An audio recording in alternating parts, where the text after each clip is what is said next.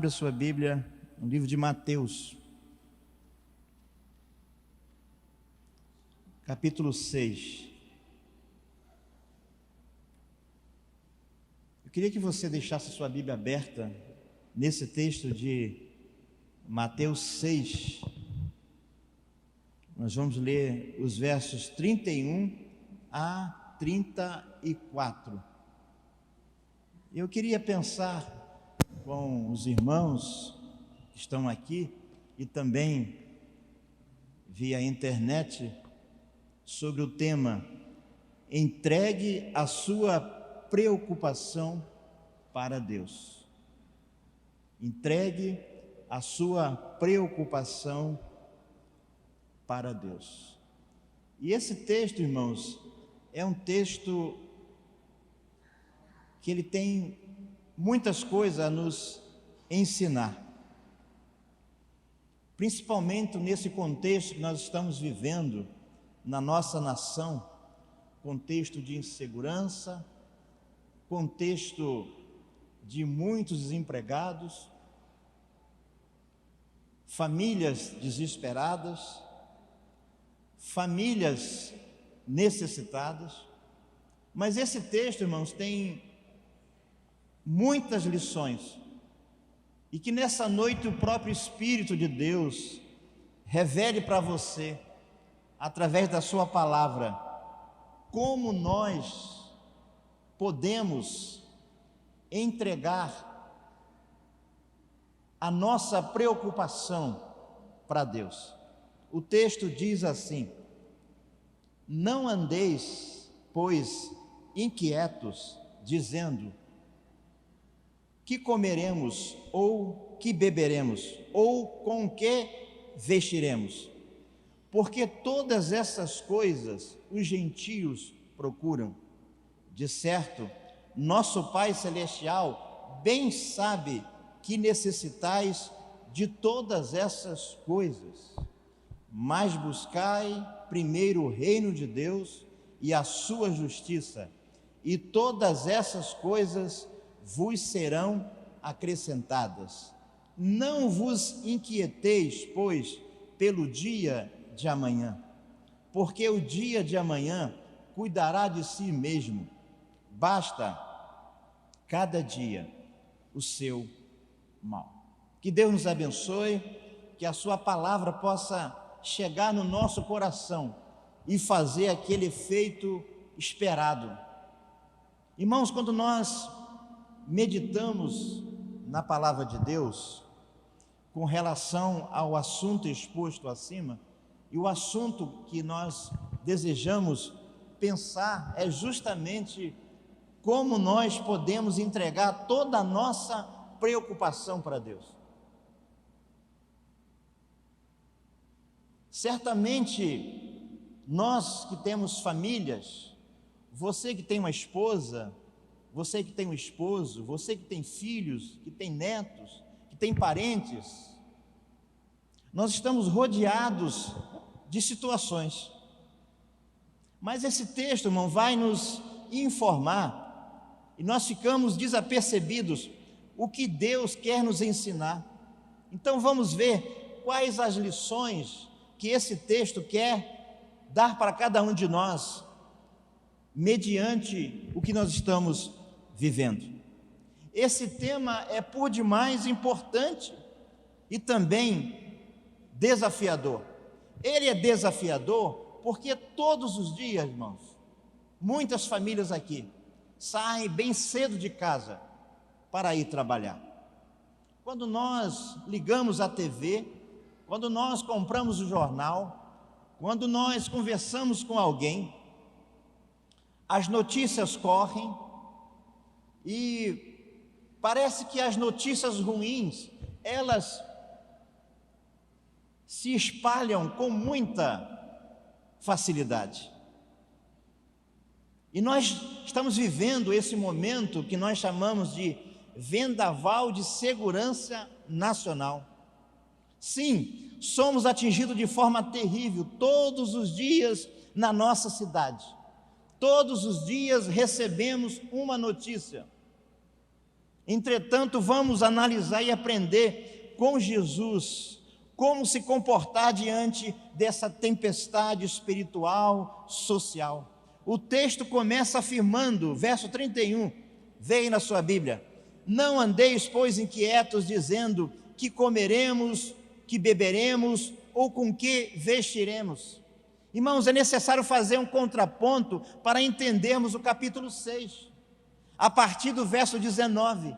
Na verdade, os capítulos anteriores, ou seja, capítulo 5, 6, 7, é uma continuação do Sermão do Monte. Quando Jesus vai para o monte e ali ele começa a falar das bem-aventuranças, que são normas de conduta nossa do cristão em qualquer ocasião que vivemos. Tanto no contexto dos dias de Jesus, como hoje também, a nossa conduta deve ser uma só. Ou seja, viver o Evangelho, viver uma vida, testemunhar de Jesus, orar pelas pessoas, apresentar Jesus para as pessoas. Esse é o nosso lema,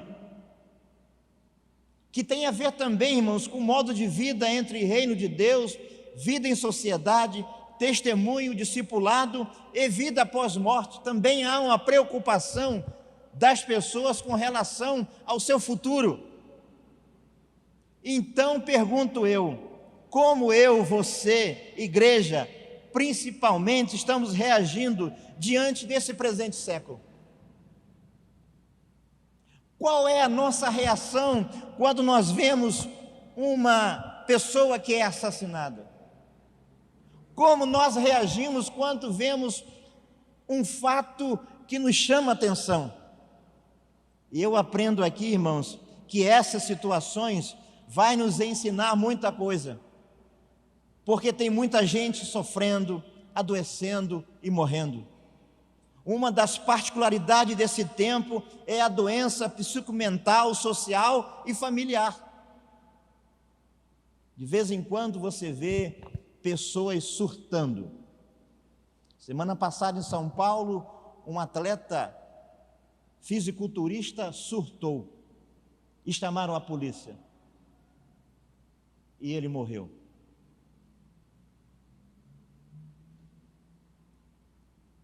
E naquele prédio causou um pânico, porque era uma pessoa normal, mas de repente foi acometido de um surto, enfrentou a polícia e morreu. Temos também, irmãos, a ansiedade, que é, segundo a língua grega, estrangulamento, mas também significa apertar o pescoço, tirar o oxigênio, sufocar. Talvez eu falo para muitas pessoas aqui nessa noite que já passou por essa situação de ansiedade, já frequentou um psiquiatra, ou está fazendo tratamento psiquiátrico, ou está fazendo terapia, que é muito importante. Por isso devemos cada dia mais nos colocar nossa esperança em Deus, naquele que fortalece, conforme Filipenses 4,13, que diz: posso todas as coisas naquele que me fortalece. O apóstolo Paulo dá essa recomendação para os irmãos, para a igreja de Filipos. Igreja de Filipos, irmãos, uma igreja poderosa, uma igreja no quantitativo que fazia a obra de Deus. E Paulo escreve esse versículo para justamente fundamentar aquilo que ele pensava acerca das coisas de Deus. Irmãos, o texto que nós acabamos de ler sinaliza para dois grupos. Um grupo, os gentios, que não conhecem a Deus, e do outro lado, os crentes, nós, servos de Deus, que cremos no Deus Altíssimo. O Salmo 91 diz: aquele que habita no esconderijo do Altíssimo, à sombra do Onipotente descansará. Entretanto, irmãos, aprendemos que Deus, em qualquer ocasião, Ele cuida, protege, provê. Essa tríade daquele que Deus deseja para cada um de nós. Irmãos, aqui está o diferencial entre gentio que vive por si e nós que confiamos no seu poder, somos chamados para fazer diferença. Qual diferença? De mostrar, na verdade, que o Deus que nós servimos nos abençoa, nos orienta. E eu pergunto para a congregação: você está disposto a isso? Está disposto a viver essa diferença? Está disposto a fazer diferença lá no seu emprego, lá na sua escola, lá na sua vizinhança? Irmão, nós temos dois personagens na Bíblia que me chamam muito a atenção, que passou por essa crise de ansiedade. O primeiro dele é Jacó. Lá em Gênesis 32, de 3 a 9, nós temos a experiência desse homem de Deus chamado Jacó. A Bíblia diz que nos capítulos anteriores a sua mãe colocou uma maracutaia, escolheu Jacó. Isaac já estava velho, avançado em idade, e a Bíblia diz que a sua mãe, com Jacó, subornou o pai. E aquela situação, irmãos, trouxe uma situação difícil na casa de Jacó, a ponto de ele não ser morto pelo seu irmão Esaú. Ele vai para uma outra cidade. Sim, irmãos, quando Jacó chega naquela cidade, ele estava só. Ele não tinha cobertor, ele não tinha travesseiro, ele não tinha colchão. Jacó estava sofrendo antecipadamente diante do encontro com Esaú. A Bíblia diz, irmãos, que se passaram 20 anos. E a preocupação de Jacó era: como eu vou me encontrar com meu irmão? Pois eu enganei. A Bíblia diz, irmão, no verso 7 do capítulo 32 de Gênesis, que Jacó estava angustiado e temeroso. Também não era para menos, ele enganou, ele ludibriou. Jacó também, irmãos, queria aplacar a ira de Esaú com presentes. E a Bíblia diz que agora Jacó estava muito rico. E aqueles 12 filhos de Jacó, que agora entre escravos, trabalhadores, filhos e netos, eram quase 200 pessoas. E a Bíblia diz que agora Esaú vai ao encontro de Jacó. E Jacó, ansioso, preocupado, pensando: como eu vou resolver essa situação? Jacó pensou: eu vou aplacar a ira do meu irmão, dando-lhe presente. Irmãos, tudo isso denota resolver o problema sem a ajuda de Deus. O que devemos fazer? E eu tiro aqui, irmãos, 3 lições para as nossas vidas, para você, para a igreja, para cada um de nós. A Bíblia diz que Jacó foi para o local onde Deus estava esperando. O verso 24 diz que esse é o melhor lugar. O melhor lugar, irmãos, é onde Deus está. O melhor lugar é onde Deus está presente.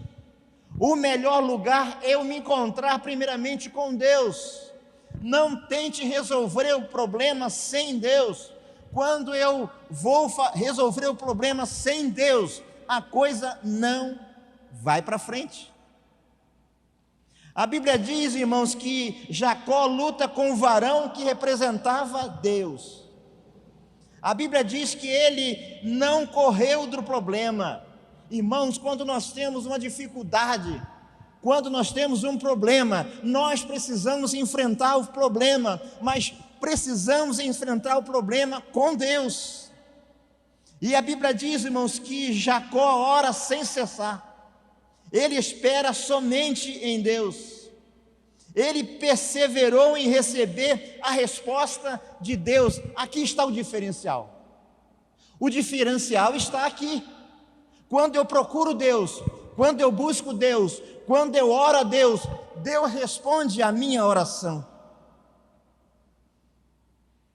E quando Deus responde a minha oração, eu ganho bênçãos em não abrir mão da bênção.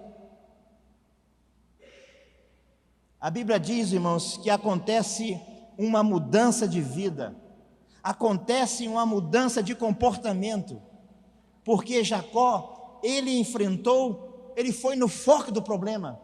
Quando ele encontra o varão de Deus, que era o próprio Deus, a Bíblia diz que Jacó teve uma transformação de vida, e foi nesse exato momento que o seu nome foi mudado. Ele agora não chama mais Jacó, ele agora se chama Israel, príncipe de Deus. Sim, irmãos, Deus deseja que você, ao exemplo de Jacó, busque a Deus, ore a Deus e espere a resposta de Deus. Mas nós temos também, irmãos, um segundo personagem que passou por uma crise emocional muito forte. É o nosso profeta Elias.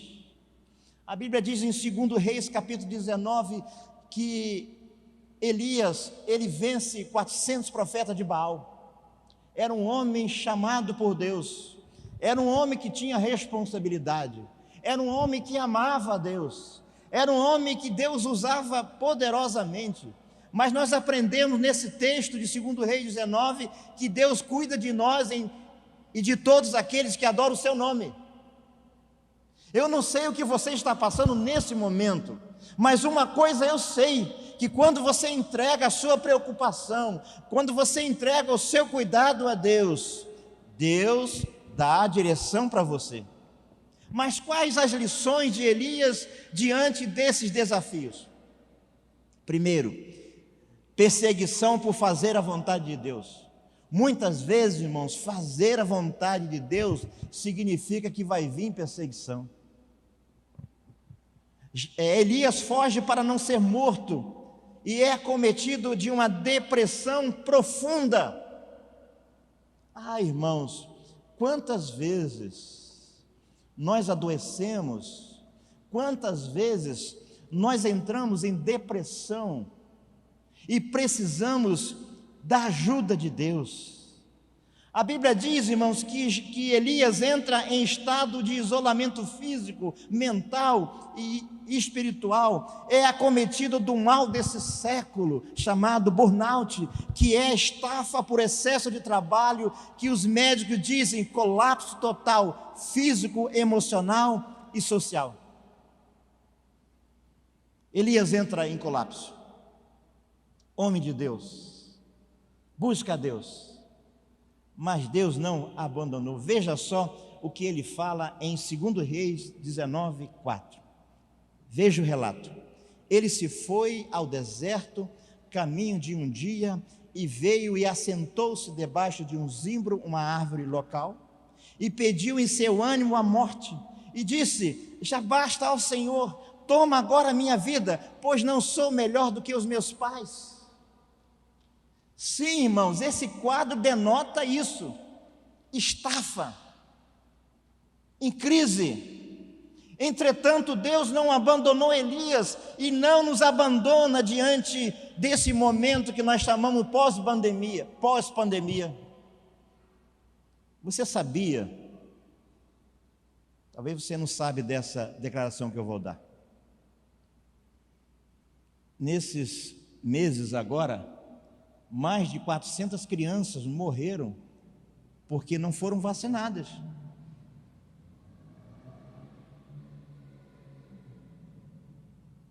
Como é que fica o pai que não vacina o filho e agora vem o Covid e a criança morre? Como é que fica o pai?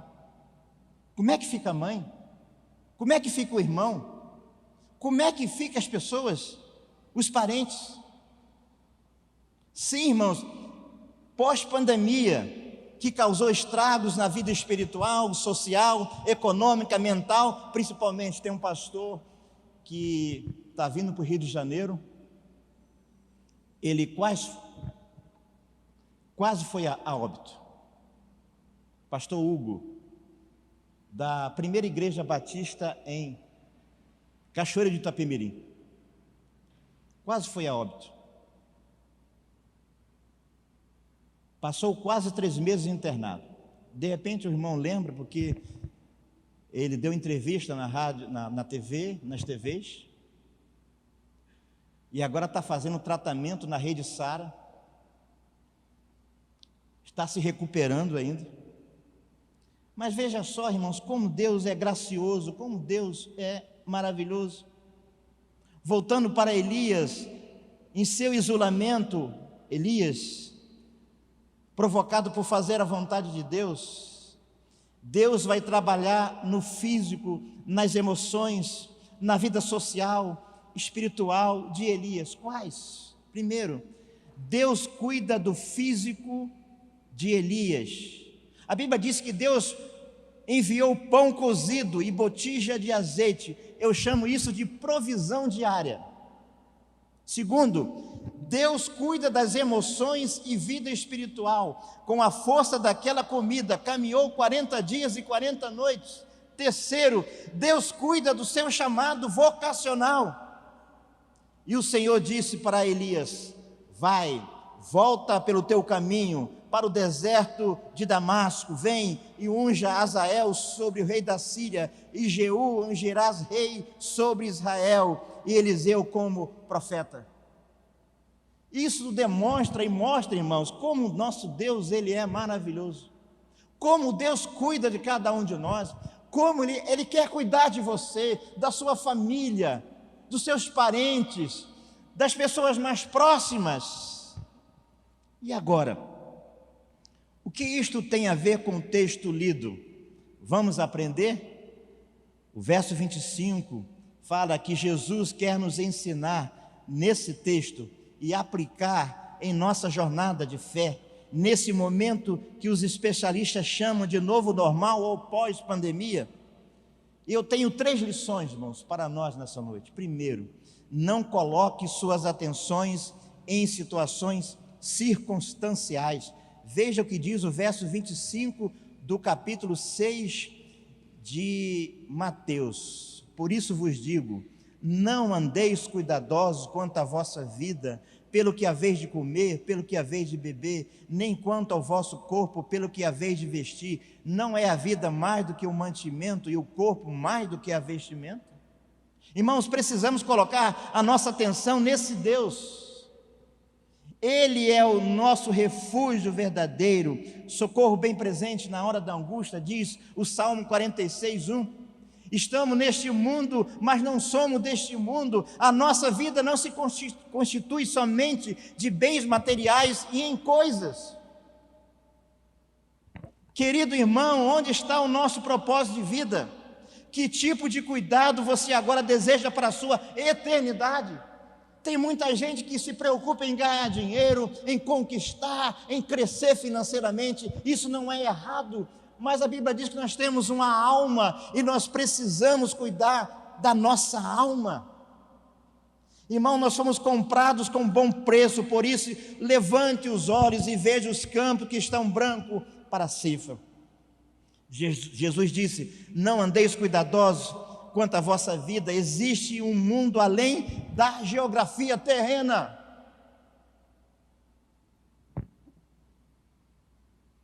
Pense na sua casa, pense na sua família, nos vizinhos, nos parentes, nos colegas de trabalho.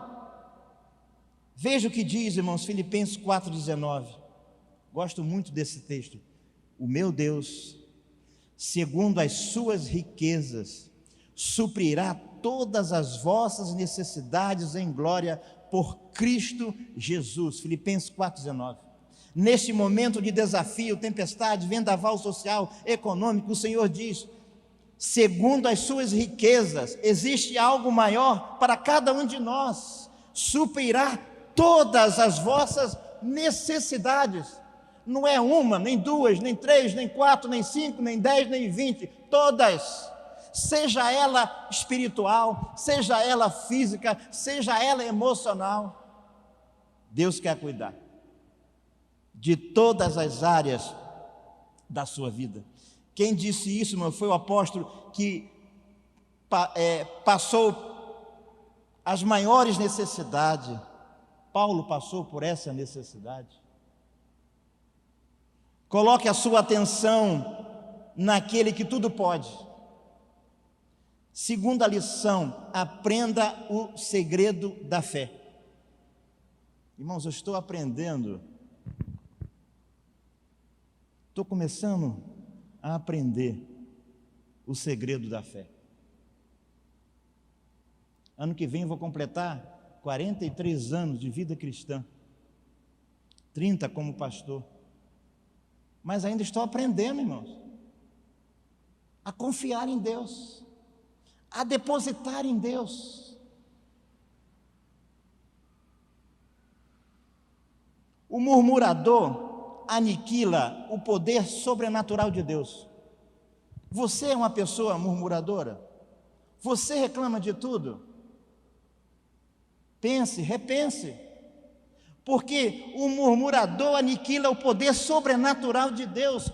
Deus não pode agir naquele que reclama, naquele que murmura.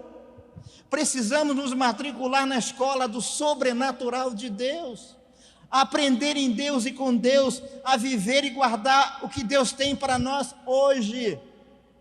A bênção de Deus é hoje, não é para amanhã, não é para 2023, não, irmãos, é para hoje. Deus sabe das nossas necessidades mais urgentes, precisamos esperar nos milagres que ainda hoje Ele quer fazer. Hoje mesmo Deus quer fazer um milagre na sua vida,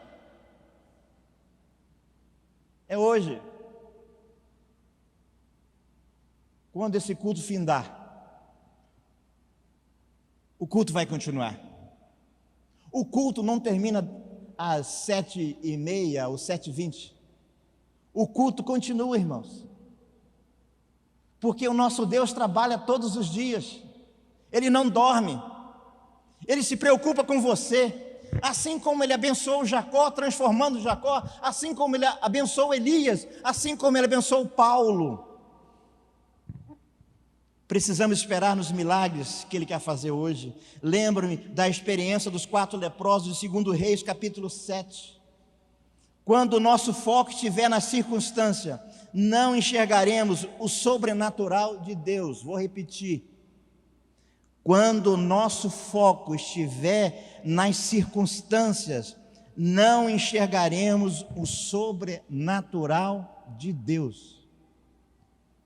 O milagre aconteceu porque os 4 leprosos tomaram a atitude. Qual? Foram até o arraial dos assírios e Deus fez que os inimigos fugissem. Irmãos, não tinha como vencer aquele exército poderoso. Samaria estava cercado, já não tinha mais alimento, eles não podiam sair, e a Bíblia diz que Deus usou 4 leprosos. Irmão, se Deus usa 4 leprosos, o que Deus vai fazer com você, comigo, que servimos a Deus? Samaria estava acorrentada, cercada, ninguém entrava e saía, mas Deus entrou em ação e o milagre aconteceu. Irmãos, o milagre quer acontecer hoje na sua vida. A Bíblia diz, irmãos, que quando os inimigos fugiram, eles deixaram tudo para trás. Os inimigos se foram. Tudo aquilo que eles conquistaram, eles deixaram para trás. E a Bíblia diz, irmãos, que houve provisão, houve cura, houve abundância, houve festa, houve celebração. Qual o segredo? O segredo é fé em ação. Sim, amados, é hora de agir, é hora de crer, é hora de confiar. É hora de tudo isso. Terceiro e último, busque primeiro o reino de Deus. O texto da nossa mensagem, no verso de número 33, diz: mas buscai primeiro o reino de Deus e a sua justiça, e todas essas coisas vos serão acrescentadas. Quais? Porque nos versos anteriores, a preocupação daqui fala de vestimenta, fala de comida, fala de coisa do presente. E a Bíblia diz que quando eu busco o reino de Deus primeiro, as outras coisas, o alimento, a vestimenta, Deus vai acrescentar. Quando buscamos o reino de Deus, Deus se move em nosso favor. Irmãos, isso é verdade. Não é época de fugir, é época de obedecer. Pergunto eu, de que lado você está? Na década de 90, um grupo musical chamado Rebanhão, ele tinha uma música, e uma das letras falava assim, uma frase: de que lado você está? Você quer ver Deus agindo na sua vida, na sua rua, no seu bairro, na sua igreja? Busque o reino de Deus. Os gentios buscavam resolver tudo por sua própria conta, por isso estavam inquietos, preocupados, ansiosos, doentes. Deus não quer que você viva assim como gentio, mas muitas vezes, irmãos, nós, servos de Deus, vivemos como gentios, não cremos. Por isso que é tempo de fazer diferença, é tempo de agir. O verso 33 diz: busque em primeiro lugar o reino de Deus, e todas outras coisas serão acrescentadas. Quais? Comida, bebida, vestimento. Irmãos, quando nós lançamos a nossa ansiedade no Senhor, Ele cuida das outras necessidades. Quais? Paz em meio à guerra, cura em meio à enfermidade, vida equilibrada nas emoções, vida financeira, provisão e, o mais importante, vida eterna. O verso 21 do capítulo 6 diz: porque onde estiver o vosso tesouro, aí também estará o vosso coração. Irmãos, nessa noite aprendemos que para viver uma vida equilibrada e não viver inquietos, precisamos e necessitamos 3 coisas. Primeiro, não colocar as nossas atenções nas circunstâncias. Segundo, aprender o segredo da fé. Terceiro, buscar primeiro o reino de Deus. E eu tenho aqui, irmãos, algumas aplicações para cada um de nós, para a nossa vida. Primeiro, viva o presente, sempre com a esperança alicerçada na fé de nosso Senhor. Segundo, deixe Deus guiar a sua vida em todos os aspectos, físico, emocional, espiritual. A Bíblia diz: basta cada dia o seu mal. E terceiro, saia do ambiente de prostração que só leva ao sofrimento. Trabalhe, ore, espere em Deus a resposta e dê frutos dignos de arrependimento. Queria orar por você. Queria que você abaixasse a sua cabeça agora. Deus trouxe você aqui nessa noite, porque Ele deseja, irmãos, operar na sua vida. Nós temos pessoas aqui nessa noite que estão visitando a igreja. Pessoas que estão aqui porque confiam em Deus. Mas eu não poderia deixar de terminar esse culto sem orar por você. Mas queria fazer um desafio para você nessa noite. Você que entrou nesse santuário, nesse ambiente de adoração, de milagre, de louvor. Você não quer entregar a sua vida nas mãos do Senhor? Pastor, o que eu preciso fazer? Primeiro, se arrepender dos seus pecados. Segundo, entregar a sua vida a Jesus. E terceiro, caminhar na fé de nosso Senhor. Tem alguém nessa noite aqui que deseja voltar para os caminhos do Senhor? Tem alguém nessa noite aqui que ainda não entregou o seu coração para Jesus? Aí também, você que está online, quer entregar o seu coração para Jesus? Se você deseja, dê um sinalzinho, diz assim: eu quero. Porque nessa noite, irmãos, é noite de salvação. Mas quem faz a obra é o Espírito de Deus. Eu, como pastor, como pregador, eu não posso deixar de avisar para você que um dia Jesus vai voltar. E se você não receber Jesus, se você não entregar o seu coração, se você não dizer sim, eu aceito Cristo, eu quero Ele na minha vida, aí não vai ter jeito para você. A mudança começa agora, é hoje. A bênção, o milagre é hoje. Você deseja? Faça o sinalzinho com a mão, dizendo assim, eu quero. Se você deseja, que Deus abençoe você. Vamos ficar de pé, já estamos encerrando, vamos ficar de pé. Vamos orar. Que Deus abençoe você. Ao retornar para a sua casa, lembre que tem um Deus que quer cuidar de você.